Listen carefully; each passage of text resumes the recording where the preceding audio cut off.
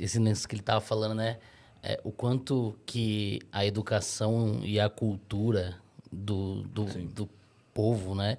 Acaba muitas vezes diminuindo algumas cargas. Quando ele falou sobre terminalidade, que o povo lá lida com uma tranquilidade diferente daqui, tudo bem, a gente é muito emotivo aqui, o latino, tudo isso, mas isso também vem da pessoa entender qual é o processo. Acho que pesaria mais o contrário, chegar um australiano com um Sim. jeito mais australiano para dar uma notícia para uma família que acho que pesaria vou te mais. contar um caso que eu quero a opinião de vocês. Isso eu sempre, não sei se eu contei esse caso aqui, eu acho que eu não contei.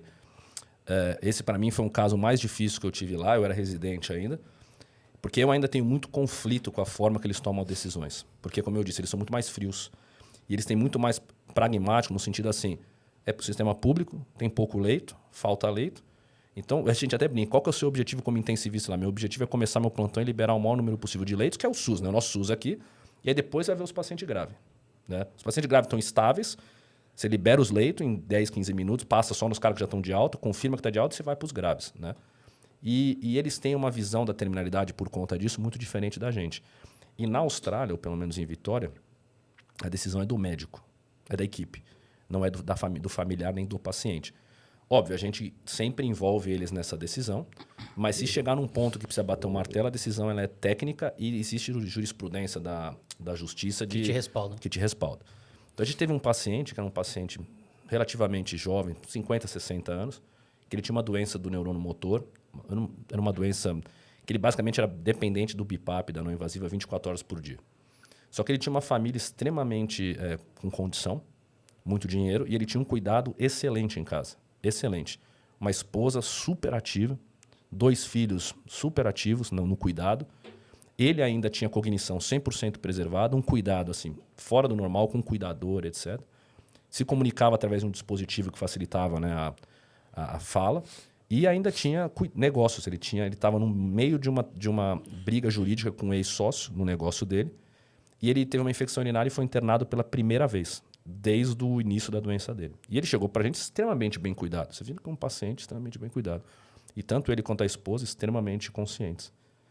Aí, primeira discussão que tem é, e se piorar? Vai entubar? Vai já fazer traqueostomia direta? Não sei o quê, não sei o quê. E aí a minha visão, não sei a de vocês, falava, cara, vamos conversar com o paciente, com a familiar e entender, mas eu vejo que...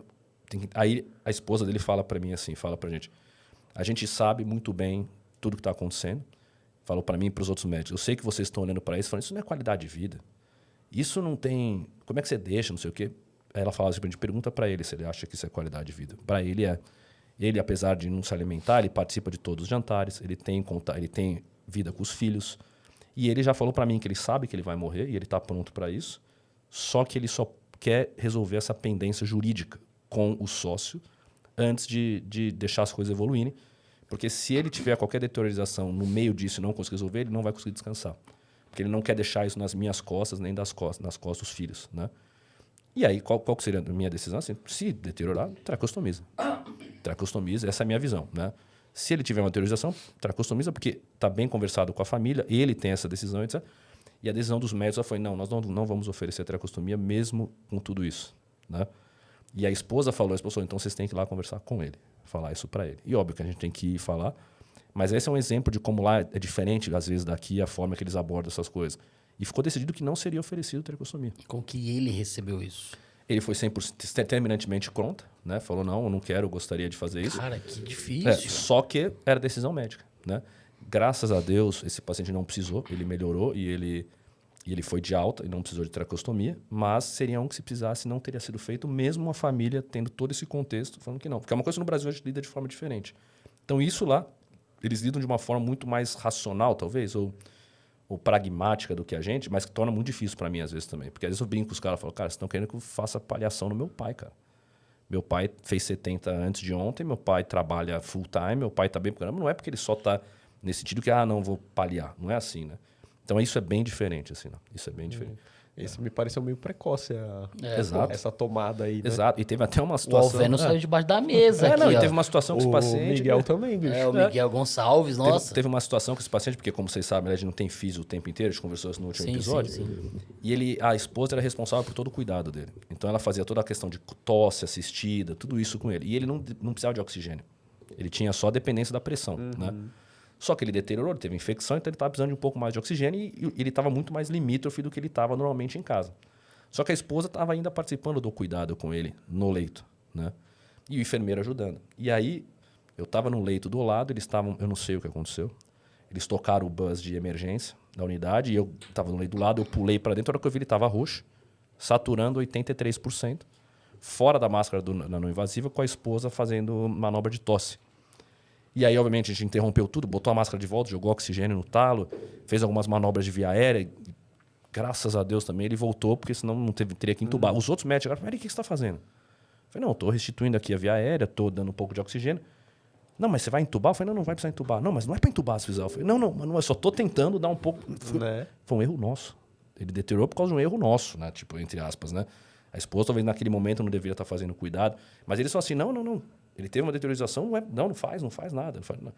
Mas graças a Deus conseguimos fazer. Então isso é uma coisa que eu ainda lido, assim, que é mais difícil para mim. Essa visão que eles têm mais pragmática das coisas comparado com a gente.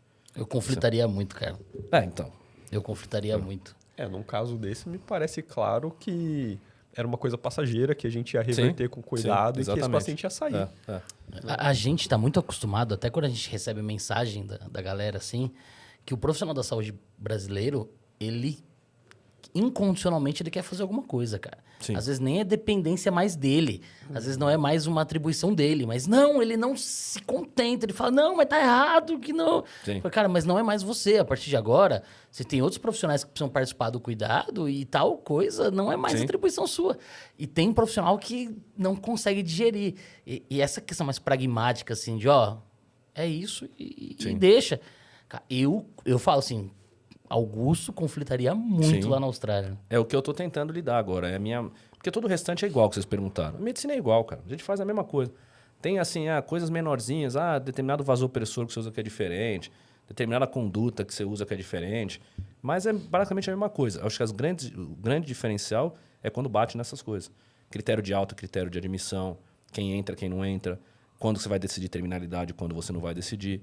Então, e aí isso tudo acho que é um conjunto de como eles enxergam, como o próprio paciente enxerga as coisas, que é diferente daqui, mas como o profissional de saúde lida com tudo isso.